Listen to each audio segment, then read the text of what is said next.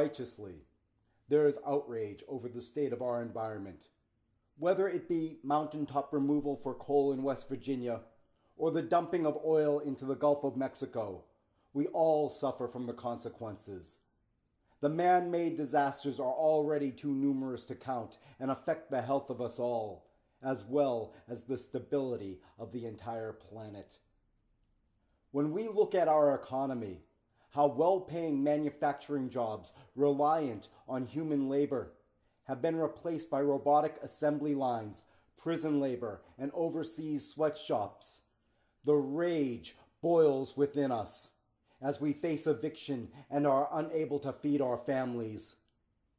It's the poor who suffer, who always suffer at the hands of the capitalist class.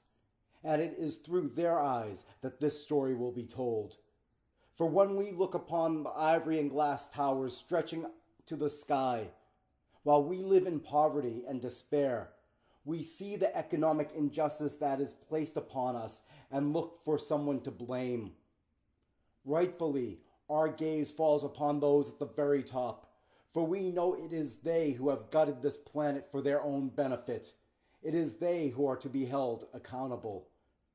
Yet, to solve the crisis that is now upon us, it is we who are responsible. For truth be told, it was through our human labor and our complacency that all this came about. Yes, we were paid to produce the consequences that we are now paying for. If we are to approach the problem with the aim of finding a solution, then we must look scientifically at how we got here in order to find our pathway out.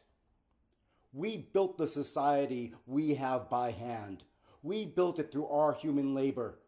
Somebody else gave us the job, but we did the work. If we as a people built the problem, are we not also able to build the solution? Global warming is the major challenge for this generation. If that challenge is not met successfully, we as a species may not live to see another generation. Our jobs are gone. They're not coming back. The corporate masters have found a cheaper workforce. They do not need us. All they're keeping us around for is to find out how much they can take. We are on our own to fix this. The sooner we realize this fact and get to work, the better. We have an unemployed workforce slowly starving to death. Officially, 46.2 million people are living in poverty in the United States. Officially, 6 million people are living homeless. Millions upon millions of people are ready to work. If only they had something to believe in. Never before in history have two problems been so intertwined, so that a single solution could cure them both.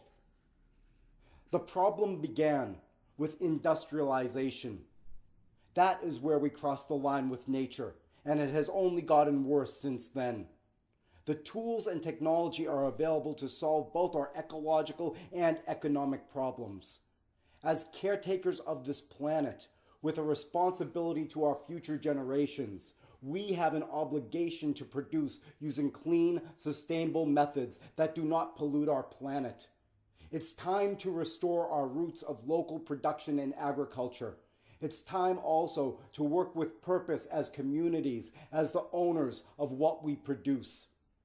After all this time, after all these centuries, after our grandparents and ancestors did all the work, for us to own nothing of it, while those who sat on their asses live in splendor, is nothing short of scandalous.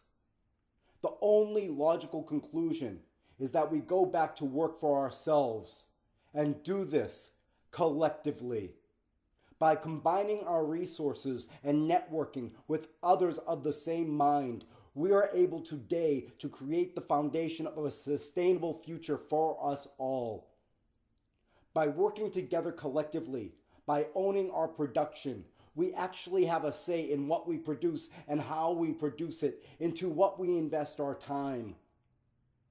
Through that, we become individually responsible for the direction of our labor, at which point, as a collective workforce, we have the power to change the world for the better.